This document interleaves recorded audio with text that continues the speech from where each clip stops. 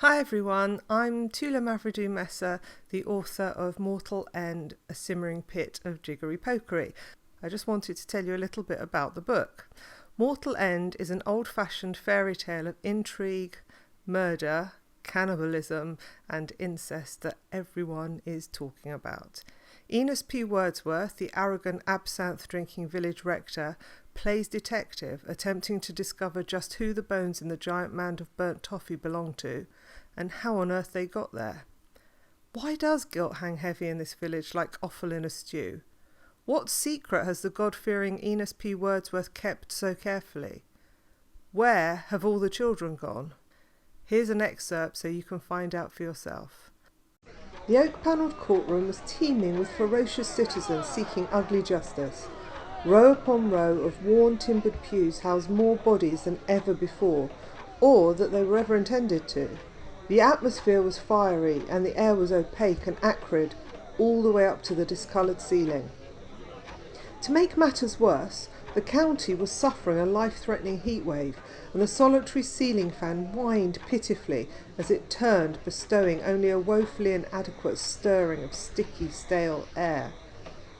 As people tried to make themselves more comfortable, lifting a buttock at a time to alleviate the squashed numbness, the fitful creaking of the old wooden benches created a requiem together with the whining of the fan and the hum and the hue of ugly raised voices. The noises were as desperate as the assembled hearts. Suddenly, all light was sucked out of the room as the jury rose and made a lead-footed exit to consider their verdict. Mildew-smelling heavy black drapes fell from ceiling to floor, masking the tall windows and bringing an immediate and overwhelming claustrophobia that caught shallowly in each and every person's throat. The overly ornate copper-faced chronicle tick-tocked. Minutes passed seemingly without end, only 4.5 of them to be exact, as the resolute jury swiftly reappeared, having come to a quick and damning decision. Guilty, Your Honour. The somnolent village of Mortal End is situated between the oozing hamlet of Stifle and the newer town of Little Napoo. Within their orbit are a great number of smaller villages and townships that have been sucked into a way of life that soon became their own. Seeping out of the roundabout hills and acting as a thoroughfare between the homesteads weeps the river Viscus, bleeding its way along Mortal End in a pulsing current of red liquid, reflecting the pigment of the clay struggling for slimy life beneath it.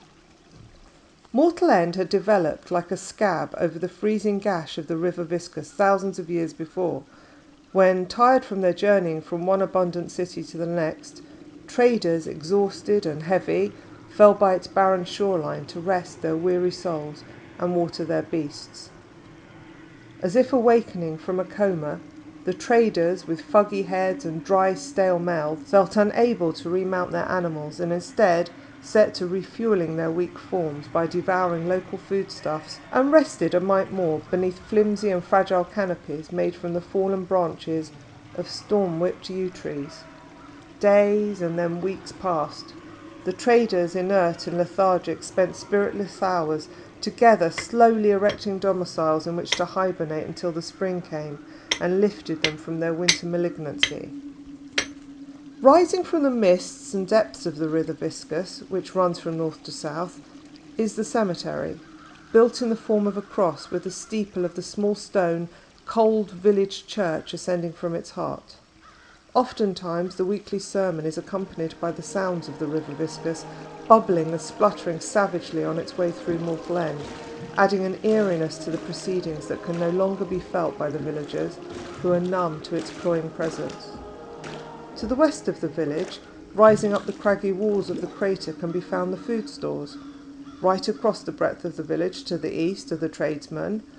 Holding the villagers steady with his onerous sermons and lead-laden outpourings is Enos P. Wordsworth, Mortal End's rector.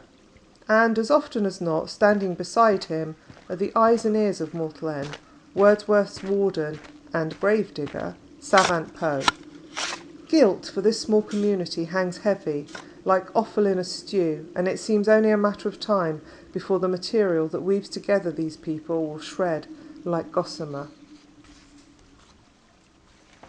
Fumbling with the buttons, Enos P. Wordsworth attempted to do up his fly with sclerotic and gnarled-up fingers as he made his way to the rectory door. The iron bolt screeched like a bird of prey as it was drawn home, making him wince and set his decaying teeth on edge. Pulling the heavy, creaking portal towards himself, using only a fraying leather cord, Enos was altogether blinded by a flash of lightning against the midnight black sky as he opened the door, a suspicious faction. The jagged bolt was forking energetically off the crooked crucifix atop the steeple of the Mortal End village church, only feet from where he was standing. Enos jumped with the shock, and in doing so he let go of the solid wooden door, which swung heavily back into his home, letting all of the heat from the lively fire escape around him as he stepped out towards the source of his consternation. Initially it was a shrill yelp that had managed to get his attention away from the task in hand, which had now led him out amongst the shields of death, the headstones of those who had passed from the beginning of Mortal End's conception to this day's damp morn, when old Grandpappy Joyner had been lowered in a carton fit for only a pig. "Who's there?" he asked impatiently, his voice a reedy whine. Enos P. Wordsworth was not a man to be frightened by shadows.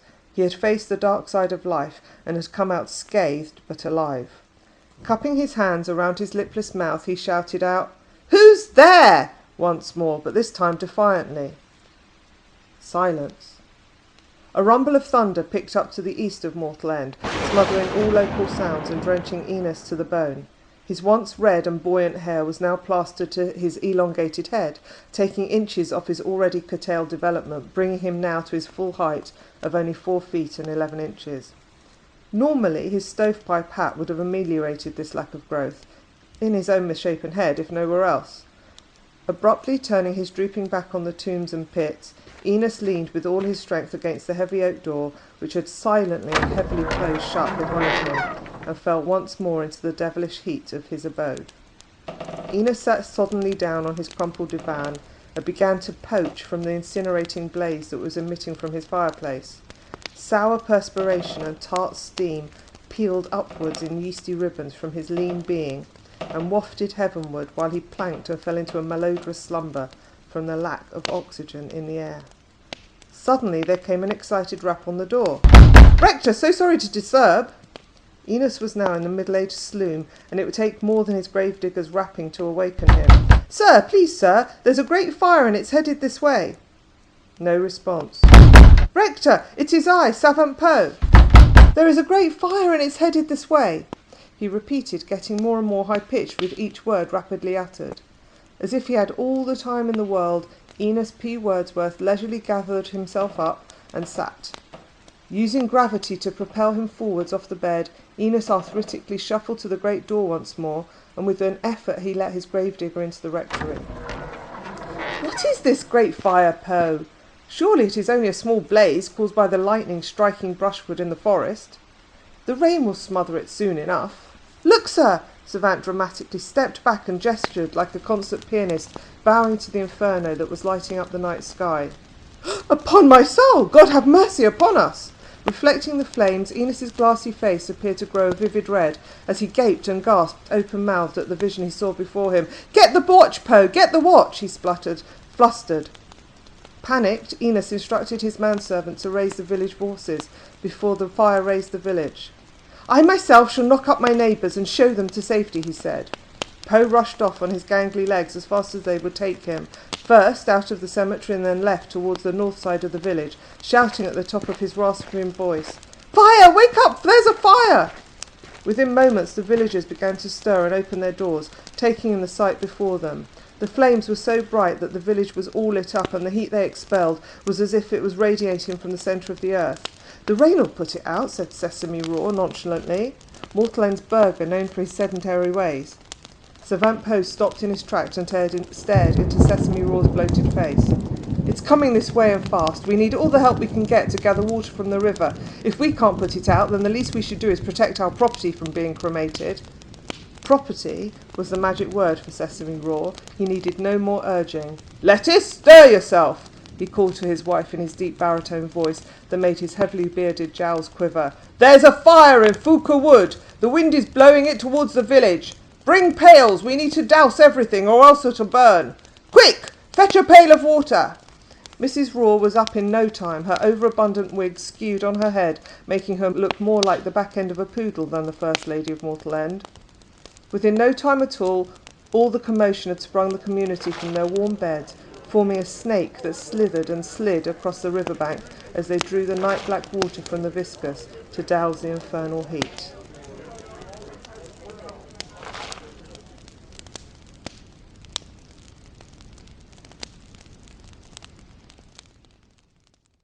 Mortal End, a simmering pit of jiggery pokery, by me, Tula Mavridu Messer, is available on Amazon as a paperback and as a Kindle download. Mortal End is full of adult themes. Please don't think because it's an adult fairy tale that it's suitable for your children. It most certainly is not.